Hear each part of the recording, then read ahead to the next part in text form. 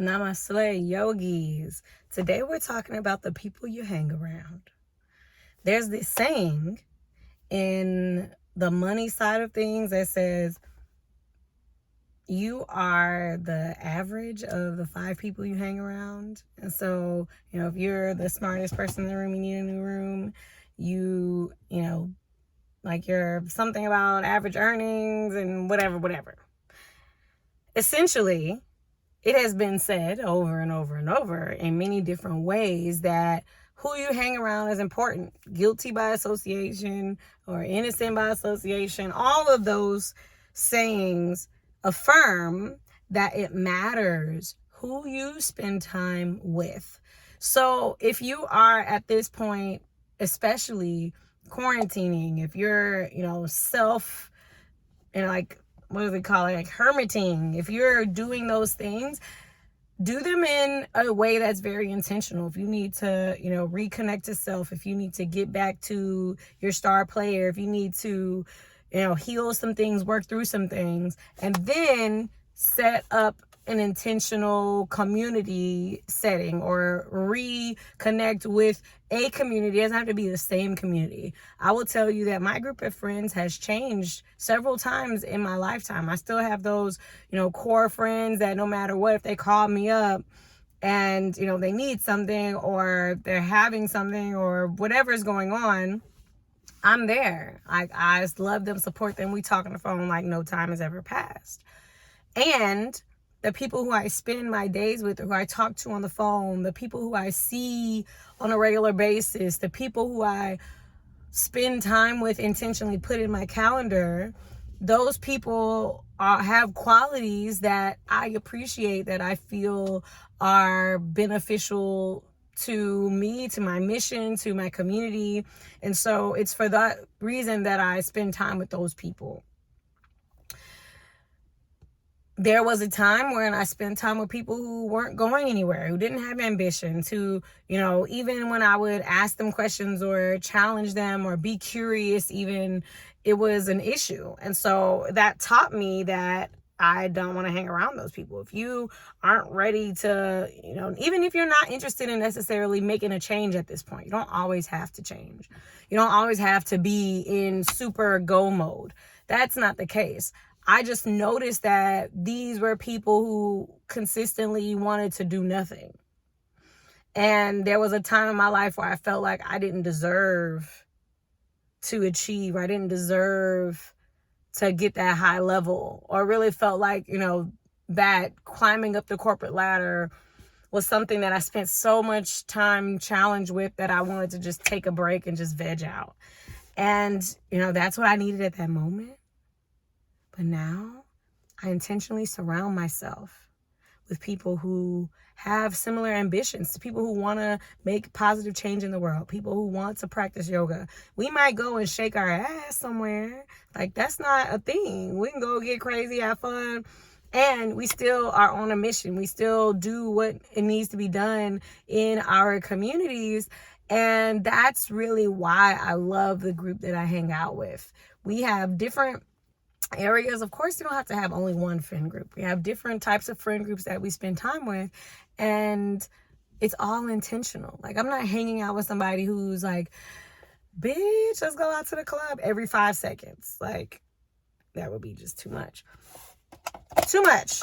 However, if that's who you are, then rock with that, enjoy that, be in that energy.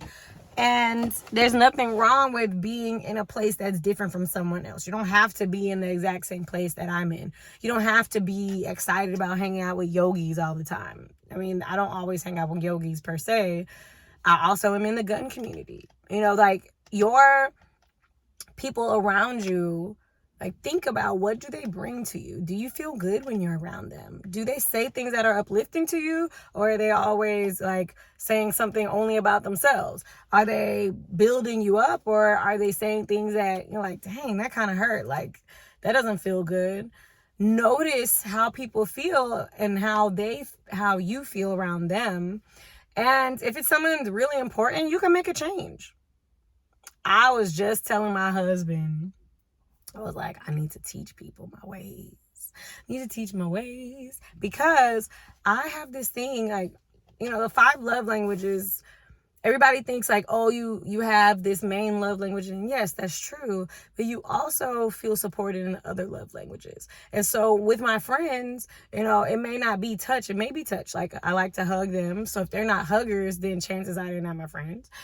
And I also like positive affirmations, like words of affirmation. So I'm always saying things, and if I hear them say, oh, like, I'm so stupid, like, no, you're not. Take that back. You're not stupid. And then we have a conversation, and that's what I value and how I bring value to my friend groups. I'm always really intentional about the words that are said.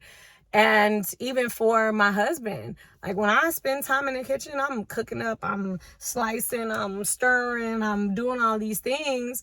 And then I go to hand him his plate, and he just goes to grab the plate and sit down. I hold on to the plate, and I make him look me in my eyes. Well, I don't make him. I invite him. If you want this plate, better look me in my eyes and acknowledge the work that went into this food that you're about to consume. And so he until this becomes so like second nature, we've only been married 3 years, going on forever.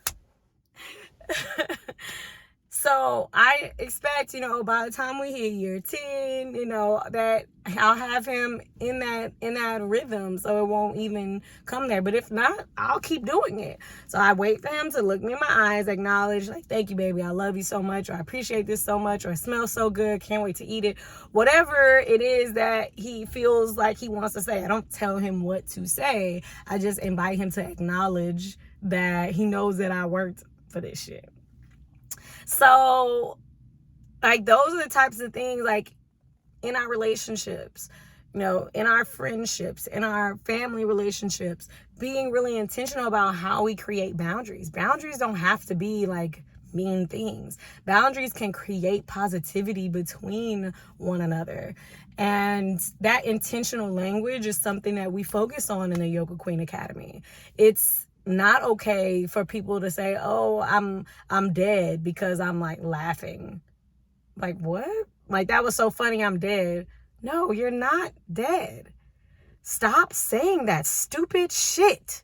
Like, are you fucking kidding me? And it's just like going around telling somebody to slap you, and you're like, oh, but I'm not really dead. So you really don't want people to slap you if you're telling somebody to slap you every fucking day? Like, get the fuck out of here. So, how you tell people, how do you speak to people? How do you speak out in the universe? You're creating your reality. You're attracting your friend groups. So if you're looking for a friend group that you want to be plugged into, show up to places where they're happening. Come to yoga at the Yogaverse. Be a part of whatever events and things that I'm doing if you feel like you want to be a part of my community. The barrier to entry is just show up consistently. Now, if you show up one time and then don't show up again, like, that doesn't make a tribe. If you were consistently coming in, being a part of the community, that's where we start to create a shift. So I welcome you to be a part of that shift. And I'm excited to see that, like, the people are coming. I am attracting those people who really want to make a change in the world. So, we alive out here. We living. My encouragement to you is to start today by being intentional with your energy. So it could be the words you say, it could be the people you hang around, whatever it is, be intentional. And if you're ready to be a part of the Yoga Queen Academy, click the link in the caption. We have open applications. We're accepting. We are excited because what we're doing is changing our communities, our families, our world. If you want to be a part of making the world a better place, plug in. I will see y'all in the next video.